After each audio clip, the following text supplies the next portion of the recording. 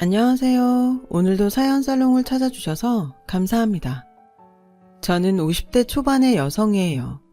요즘 말하는 흙수저 집안에서 자라서 중학교 때부터 동네 세탁소에서 세탁 배달로 아르바이트를 하며 학교를 다녔어요.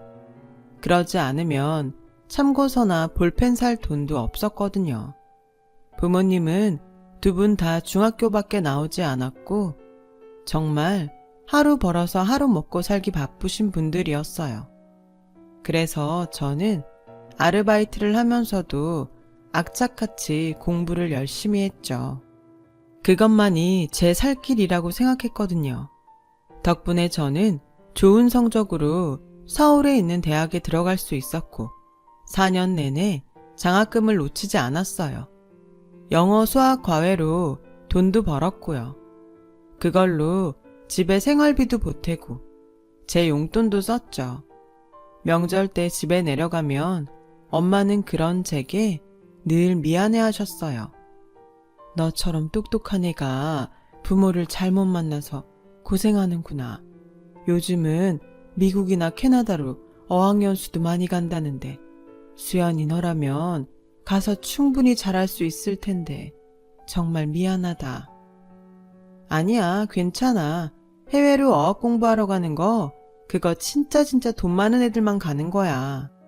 라며 제가 오히려 위로를 해드렸죠. 저희 부모님도 집안 형편 때문에 공부를 못했던 거지 공부를 좋아하셨어요. 제가 공부를 잘하게 된 건 먹고 사느라 바쁜 와중에도 틈틈이 책을 보시는 부모님을 보고 자랐기 때문이었죠. 그런 부모님이었기 때문에 정말 불만이 없었어요. 오히려 하고 싶은 공부를 못한 부모님이 안타까웠죠. 그래도 저는 대학도 갔으니까요.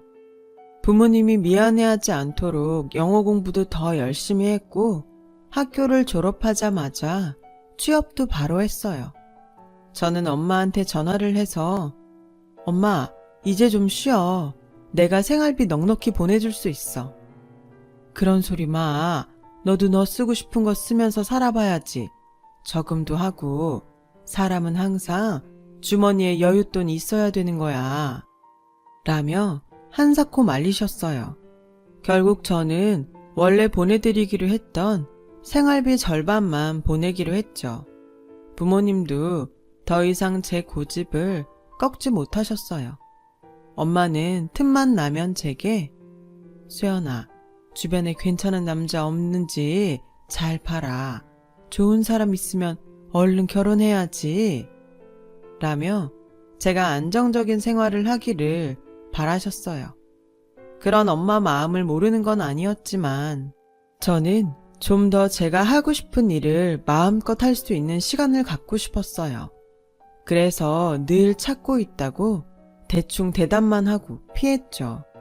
한 번은 엄마가 친척에게 부탁을 해서 제 선자리를 알아보셨더라고요. 엄마는 왜 나한테 물어보지도 않고 그런 걸 해. 나 안 나갈 거야. 그러니까 엄마가 알아서 해. 너 그 자리에 안 나가면 내가 숙모 얼굴을 어떻게 보니? 네가 맨날 좋은 사람 만날 거라고 하면서 소식이 없으니까 엄마가 이렇게 나서는 거잖아. 가서 시간만 때우기라도 해. 결국 저는 어쩔 수 없이 선을 보러 나갔고 거기서 전 남편을 만나게 됐어요. 그 사람도 등 떠밀려서 억지로 나왔다고 하더라고요. 이왕 둘 다 휴일 버리는 거 영화라도 보고 헤어질까요? 라는 그 사람 말에 저도 좋다고 했어요. 저와 그 사람은 영화를 보고 나서 저녁까지 먹게 됐고 얘기를 하다 보니 생각보다 잘 맞는 것 같았어요. 남자는 이공계 연구소에서 일을 한다고 했는데 지적이고 차분한 점이 마음에 들었어요.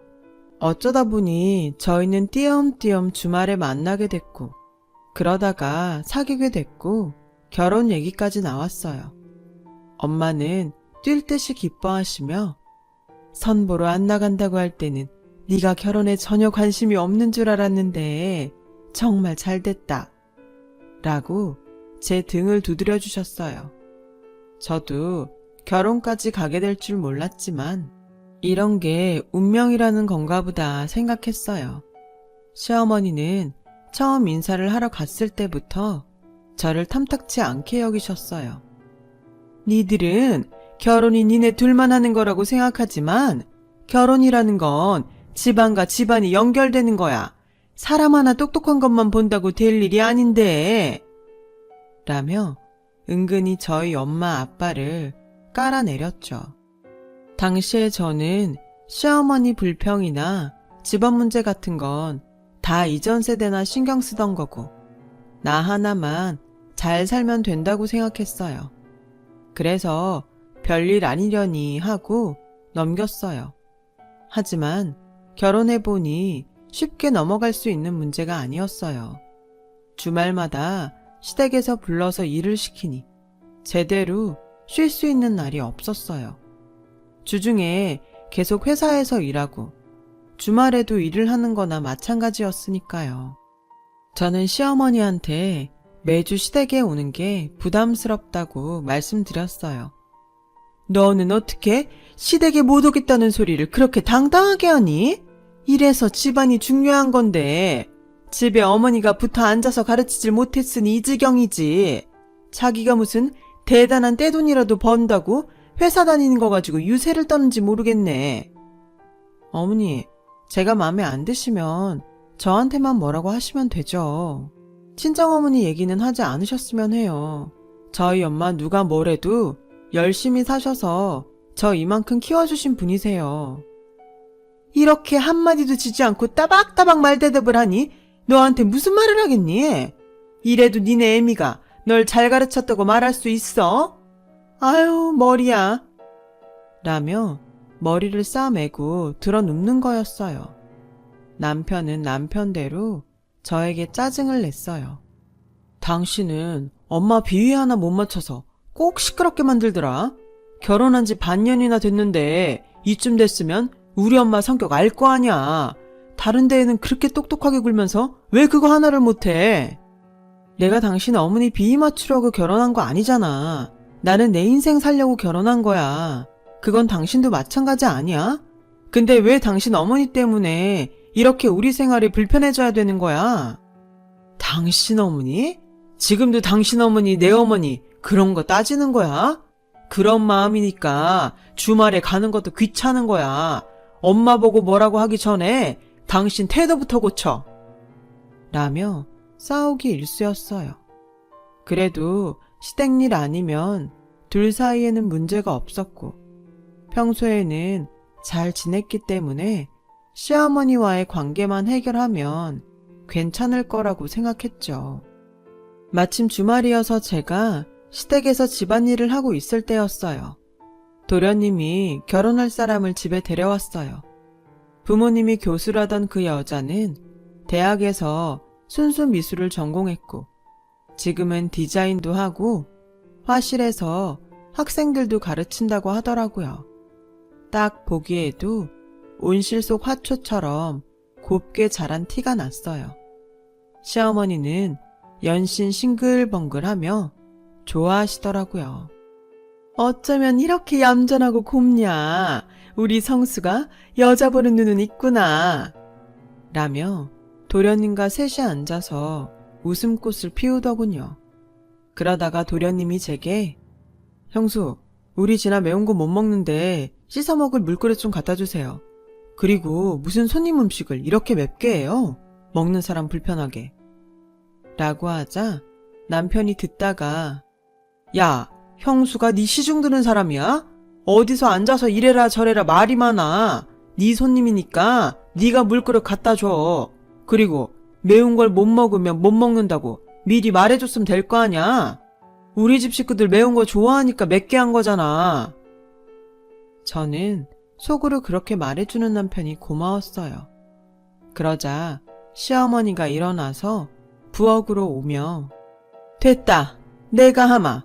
이런 걸로 손님 불러놓고 시끄럽게 하는 거 아니다. 이럴 때 집에서 일하는 사람이 눈치 있게 나서주면 얼마나 좋아.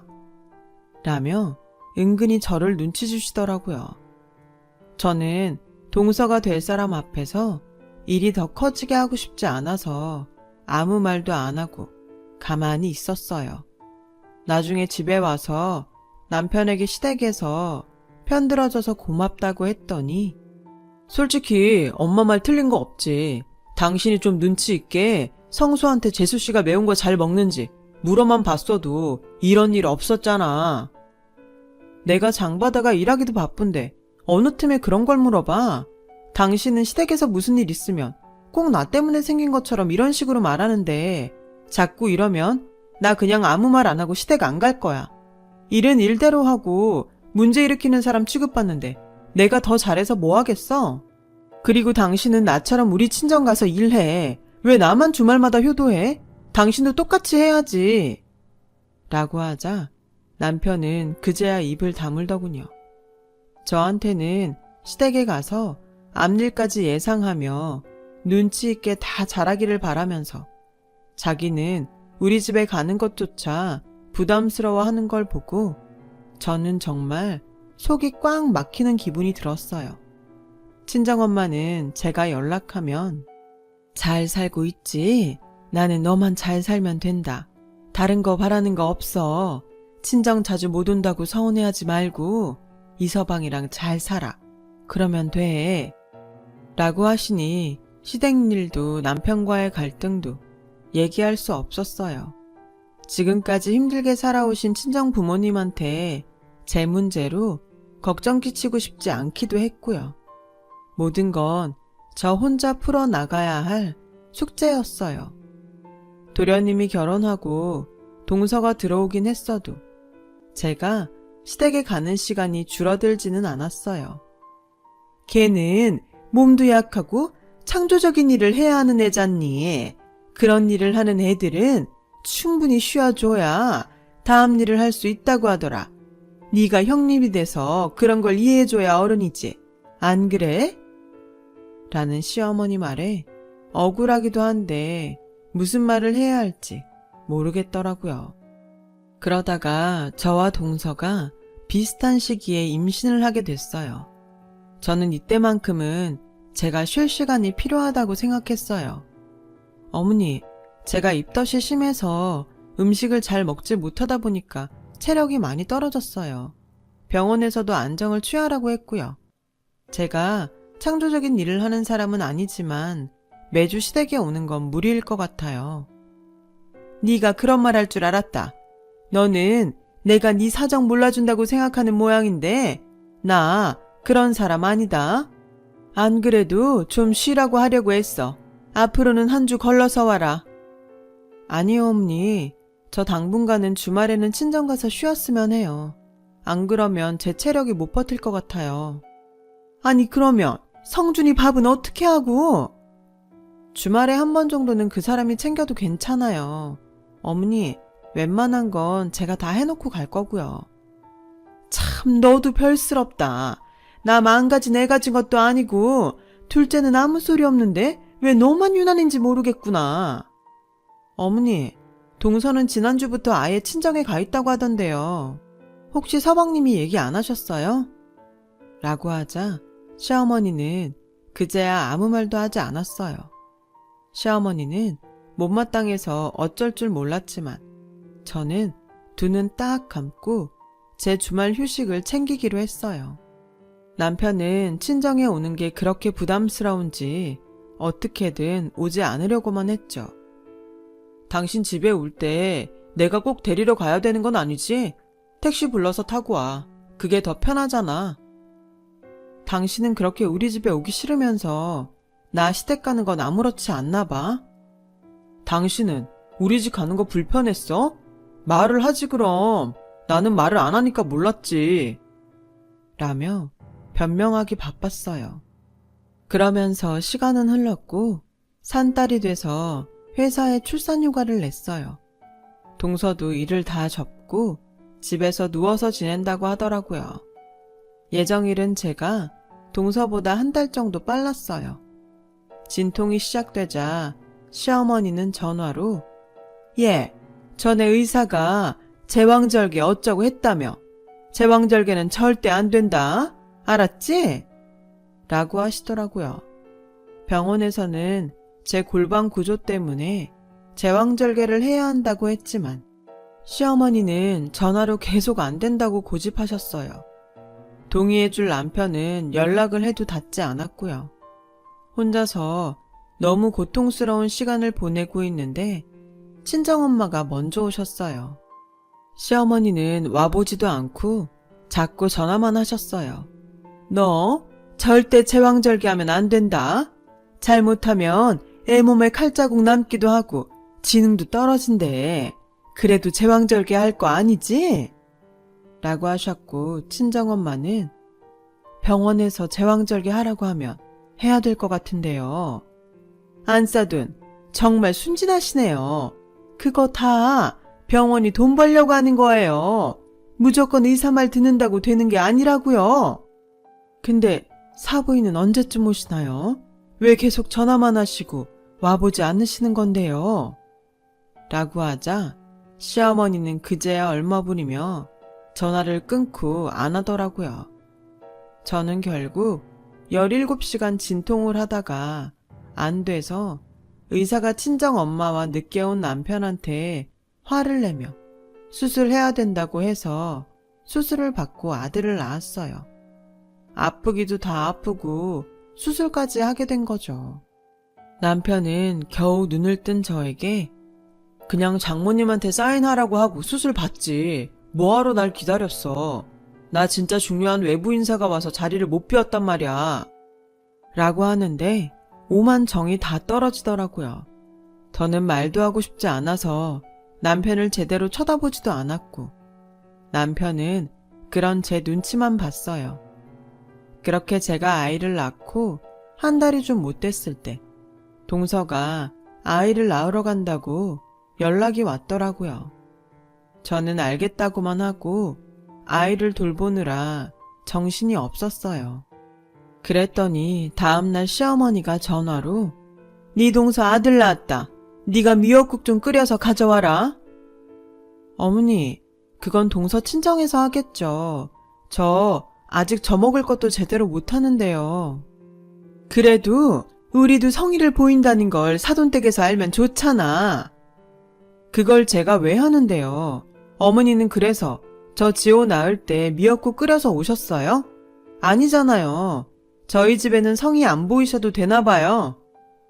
얘가 어따 대고 성질이야. 하기 싫으면 안 하면 될 것이지. 아주 아들 낳았다고 눈에 뵈는 게 없나. 얘, 네 동서도 아들 낳았어. 너만 낳은 거 아니야. 라고 말도 안 되는 소리를 하길래 그냥 전화를 끊었어요. 그리고 남편이 퇴근해서 정말 기가 막힌 말을 했어요. 재수 씨도 제왕절개 했는데 깨어나서 그렇게 힘들어한다네. 몸이 약한 사람이라 다들 걱정이 많아. 그 제왕절개 어머니가 해도 된다고 하셨어? 뭐 별말 없었나 보던데 성수가 제왕절개 할 거라고 하니까 알아서 하라고 했대. 저는 온갖 서름이 밀려와서 눈물이 터져서 당신도 그렇고 어머니도 정말 너무하네. 나는 의사가 제왕절개 그렇게 해야 된다고 하는데도 못하게 하고 당신도 내가 아이 낳고 몸이 어떤지 묻지도 않더니 아주 동서한테는 걱정까지 하고 제왕절개도 하고 싶은 대로 하라고 하고 어떻게 이렇게까지 차별할 수가 있어. 우리 집이 동서네보다 못한 게 내가 이런 대접을 받을 일이야? 라고 쏟아내니 남편은 놀라서 아니, 당신은 평소에도 몸이 건강했잖아. 그러니까 아무 말 안 했던 거지. 당신 내 남편이야. 내 남편이면 내가 건강해도 아이 낳고 괜찮은지 물어봐야 맞는 거 아니야? 어떻게 자기가 연구소에서 바빴다는 핑계만 대고 왜 엄마 사인 받고 수술 안 받았냐고 그런 말을 할 수가 있어? 아니, 그게 기분 나빴으면 그때 얘기를 하지. 지금까지 꽁하고 있었어? 당신은 이러니까 안 되는 거야. 저희는 그날 크게 싸웠고 저는 이혼을 결심하게 됐어요. 그리고 그 다음 주 시댁에 갔을 때 동서는 현관에서부터 부축해서 거실 소파에 앉히고 저는 부엌에서 음식하고 시중 들라길래 조용히 아이를 안고 나와서 집에 와 짐을 싸서 친정으로 갔죠. 제가 이혼 서류를 보내자 시어머니는 제가 먼저 나갔다며 절대 위자료를 줄 수 없다고 길길이 날뛰었어요. 저도 치사하고 더럽다는 생각에 마음대로 하라고 했어요. 친정엄마는 속상해하시며 네가 아무 말 없다고 잘 살겠거니 하고 내가 너무 무심했다. 그런 말 마 엄마. 엄마는 나한테 할 만큼 했어. 저는 아이의 앞날을 위해서라도 더 번듯한 직업을 찾아야겠다고 생각했어요. 당시에는 회사에서 출산하고 이혼한 여성들을 곱지 않게 봐서 제가 얼마나 더 다닐 수 있을지 감이 안 오더라고요. 저는 회사를 다니면서 정말 악착같이 변리사 공부를 했습니다. 엄마의 도움도 컸죠. 그래서 그 다음 해에 시험에 합격할 수 있었어요.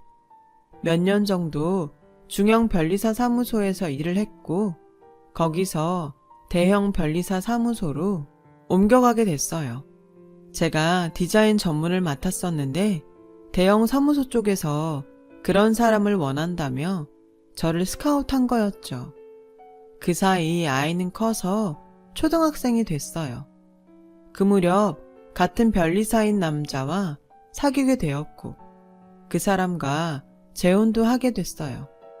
다시는 결혼 안 한다며 이를 갈았었는데 그 사람도 이혼을 해서 서로의 처지를 잘 이해했었거든요.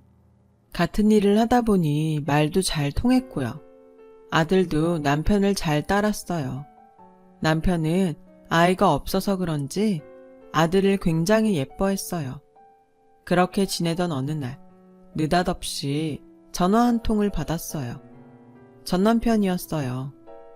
당신 변리사 됐다며? 우리 연구소 특허 문제가 생겨서 그러는데 당신이 좀 봐줬으면 해. 아무래도 모르는 사람보다는 아는 사람이 낫잖아.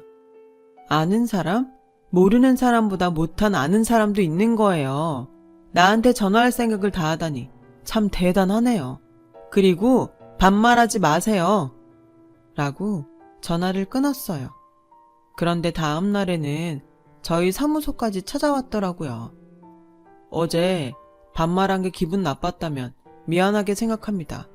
어쨌든 이건 일이니까 봐줬으면 하는데 당신도 실적 쌓는 거고 서로 좋은 거 아니에요. 연구소 쪽 문제면 기술 특허인 것 같은데 저는 디자인 전문이라서요. 그리고 그쪽 아니어도 제 실적은 아무 문제 없어요. 라는데 남편이 들어와서 여보, 점심 먹으러 가자. 아직 일하고 있어? 라고 하자 전 남편은 저와 남편을 번갈아 보더니 어떻게 이런 사람하고 결혼을 했네? 라는 거였어요. 그러자 듣고 있던 남편은 아, 그쪽이 우리 와이프 전 남편인가 보네요. 우리 집사람이 어디가 어때서요? 저랑 결혼 못할 사람입니까?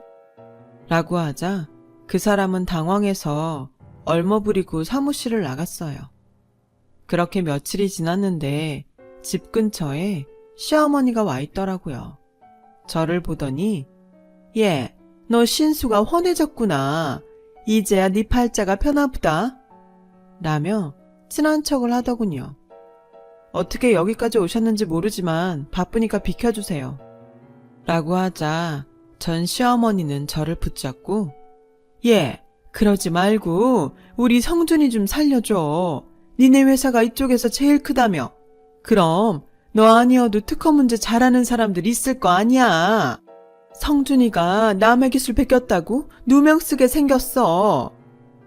그러면 정식으로 상담 요청하세요.